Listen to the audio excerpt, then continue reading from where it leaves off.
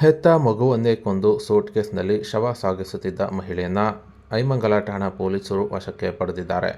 ಇನ್ನು startup ಫೌಂಡರ್ನ CEO ಬಂಧನವಾಗಿದ್ದು, ಗೋವಾದಿಂದ ಬೆಂಗಳೂರಿಗೆ ತೆರಳುತ್ತಿದ್ದ ಸುಚನಾ ಸೇಠರನ್ನು ಬಂಧಿಸಲಾಗಿದೆ. ಇನ್ನು ಉತ್ತರ ಗೋವಾದ ಕ್ಯಾಂಡೋಲಿಮ್ ಸರ್ವಿಸ್ ಅಪಾರ್ಟ್ಮೆಂಟ್ನಲ್ಲಿ ಮಗುವಿನ ಹತ್ಯೆ ಮಾಡಿದ್ದು, ಸೂಟ್ಕೇಸ್ನಲ್ಲಿ ಮಗುವಿನ ಶವದೊಂದಿಗೆ ಗೋವಾದಿಂದ ಟ್ಯಾಕ್ಸಿ ಮಾಡಿಕೊಂಡು ತೆರಳುತ್ತಿದ್ದು, ಗೋವಾದಲ್ಲಿ ಉತ್ತರ ಗೋವಾದ ಕ್ಯಾಂಡೋಲಿಮ್ ಸರ್ವಿಸ್ ಅಪಾರ್ಟ್ಮೆಂಟ್ನಲ್ಲಿ ಈ ಘಟನೆ ನಡೆದಿದ್ದು, ರೂಮಿನಲ್ಲಿ ರಕ್ತದ ಕಲೆಗಳು ಪತ್ತೆ ಹಿನ್ನೆಲೆ ಅನುಮಾನ ಬಂದು ಪೊಲೀಸರಿಗೆ ಮಾಹಿತಿ ನೀಡಿದ್ದಾರೆ.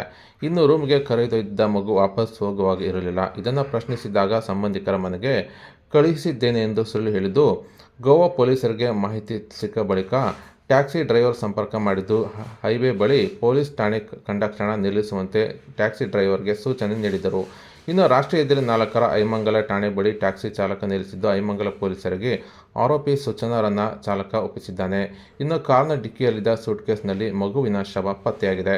ಇನ್ನು ಮಗುವಿನ ಶವವನ್ನು ಮಾರ್ಚರಿಗೆ ಶಿಫ್ಟ್ ಮಾಡಿ ಆರೋಪಿ ಸುಚನಾರನ್ನ ಪೊಲೀಸರು ವಶಕ್ಕೆ ಪಡೆದು ಗೋವಾ ಪೊಲೀಸರಿಗೆ ಆರೋಪಿಯನ್ನು ಹಸ್ತಾಂತರ ಮಾಡಿದ್ದು, ಈ ಸಂಬಂಧ ಗೋವಾ ಪೊಲೀಸ್ ಠಾಣೆಯಲ್ಲಿ ಪ್ರಕರಣ ಸಹ ದಾಖಲಾಗಿದೆ.